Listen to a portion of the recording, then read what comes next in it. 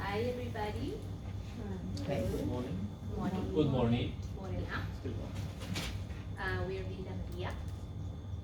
Villa Maria Winery. My team members are Margaret, Ruby, Patricia, Armana. Okay. I'm going to talk about a little bit about Villa Maria. It started in 1961 by George Pistonich. He was 21 years old and he leased 5 acres of land in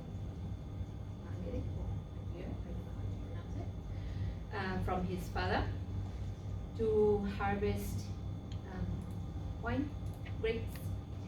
And in 1962 he harvested and make his first wine under the name of the brand Villa Maria. Today, Villa Maria employs more than 250 permanent staff. In winery you have permanent staff, and then you have seasonal staff for the for the harvest. It's another word, vintage, for the vintage, which is when they collect the grapes. And they grow 28 different types of grapes, varieties of grapes. And they export wine to over 60 countries worldwide. So, as you can see, we have a brand that has a lot of history, more than 50 years, and a lot of presence internationally, a strong brand.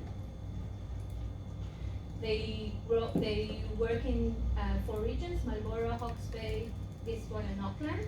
And some of the varieties that they grow are Pinot Noir, Riesling, Pinot Gris, one that I can't pronounce, Sauvignon Blanc, Chardonnay, Albarino, Syrah, Merlot, Malbec, Cabernet Sauvignon, Rosé, and blends.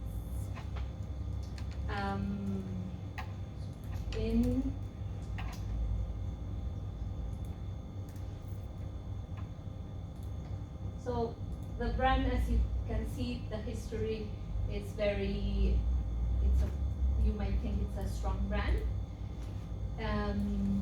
They won the top 3 most admired wine brands in the world, New Zealand's most awarded winery, and 50 years of history to back the brand.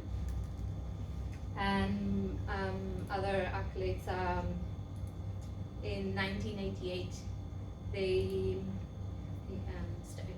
commenced to export internationally. In 1995 they became accredited sustainable wine growing New Zealand member, which is a very important thing here in New Zealand because it's a strong industry. In 2001 they become cork-free zone, switching to 100% screw caps. In 2009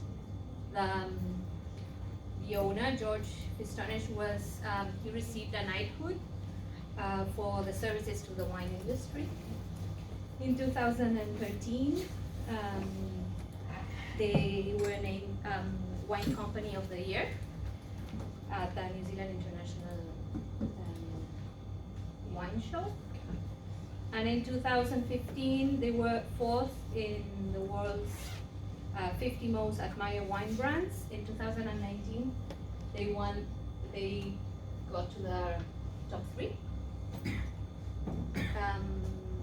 This is all to show you how strong this brand is. The importance of the brand to consumers. Here are some qualities: the product quality, which they have, the consistency, the creativity, the performance, with a brand that it's been here around 50 years. For sure, the performance is, you can just see it. The value, the features, and the design and style.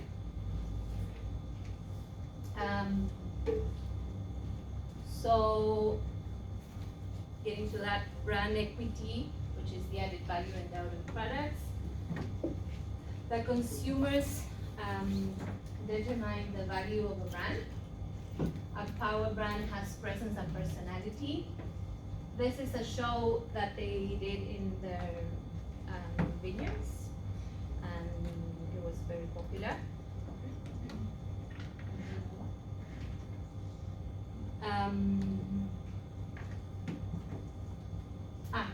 No, yeah, sorry.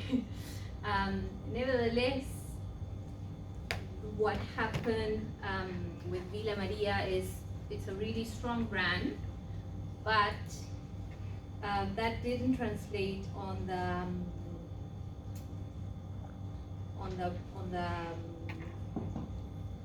the supermarket. On the people wouldn't go. In-store preference would be. So they needed to build an emotional connection with consumers to drive in-store sales beyond the consideration of the price point, which is on the cheap side. So in 2017, they came out with a campaign, Open Another World, to communicate stories and the people behind the brand with this rich legacy that they have, and also to open the consumers' taste buds to other wines that they might not usually drink, because wine drinkers are very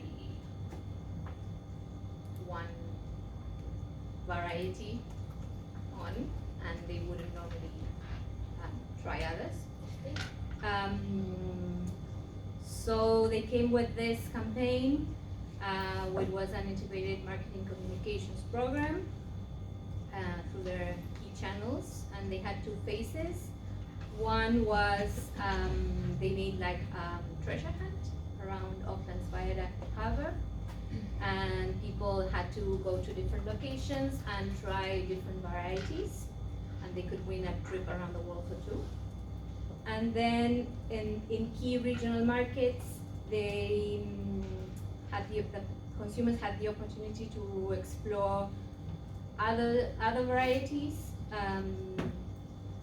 with in-store sampling, and they encouraged people to buy two of the new varieties, and they could win a trip to any place that the variety comes from, the original.